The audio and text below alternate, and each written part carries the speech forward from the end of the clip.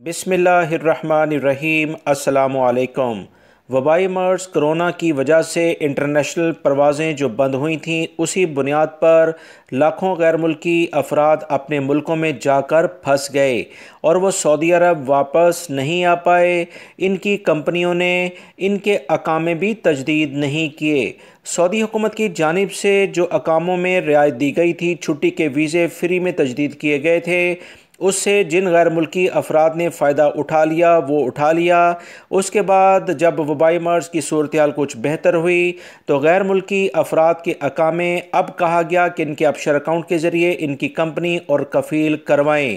اس سلسلے میں کمپنی اور کفیلوں نے کچھ افراد کے تو اقامے تجدید کروائے جن کی ان کو ضرورت تھی، باقی افراد کے نہ اقامے تجدید ہوئے اور نہ ہی ان کی چھٹی کے ویزے تجدید ہوئے، جبکہ ان کمپنیوں میں غیر ملکی افراد نے اپنا ٹرانسفر دیا تھا۔ غیر ملکی افراد کے بہت سارے واجب الادا رقم جو اینڈ آف سروس بینیفٹ بنتی ہے یا دیگر مراعات ان کمپنیوں میں جو کہ ہزاروں ریال بنتی ہے، وہ پھنس کر رہ گئیں۔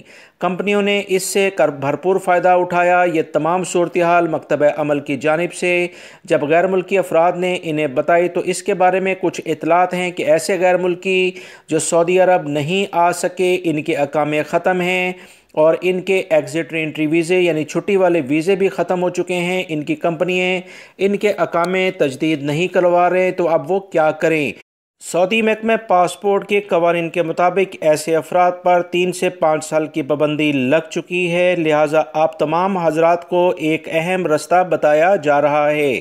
دوستو، آپ کا جس بھی ملک سے تعلق ہے، آپ پاکستانی ہیں، انڈین یا کسی بھی ملک سے آپ کا تعلق ہے، تو آپ اوورسیز جو منسٹری ہے جو کہ بیرون ملک غیر ملکی افراد کو روزگار کے لیے بھیجتی ہے، جسے پاکستان میں سمندر پار پاکستانی اوورسیز منسٹری بھی کہا جاتا ہے، ان کو ایک اپلیکیشن دیں۔ اس میں اپنے اقامے کی کاپی، خروج و عود کی کاپی، کمپنی سے کیے گئے معاہدے کی کاپی اور جو بھی آپ کی رقم یعنی حقوق بنتی ہے وہ لازماً اس میں تفصیلاً درج کریں۔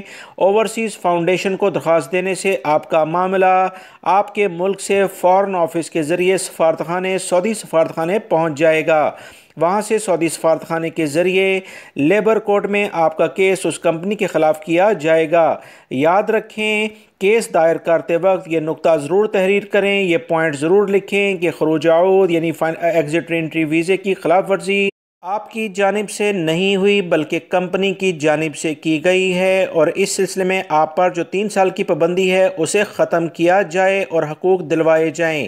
اہم ترین اطلاع آپ تمام بھائیوں سے شیئر کر رہا ہوں۔ بہت سارے غیر ملکی افراد کی اس وقت سب سے بڑی یہی پرابلم ہے۔ ویڈیو لائک کر کے شیئر بھی کیجیے گا۔ السلام علیکم۔